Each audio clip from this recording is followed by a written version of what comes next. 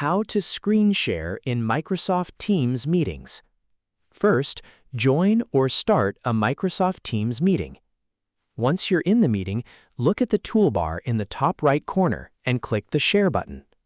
A Share Content window will appear. Click on Screen, Window, or Tab to continue. You'll now see three options: Microsoft Edge tab, Window, and Entire Screen.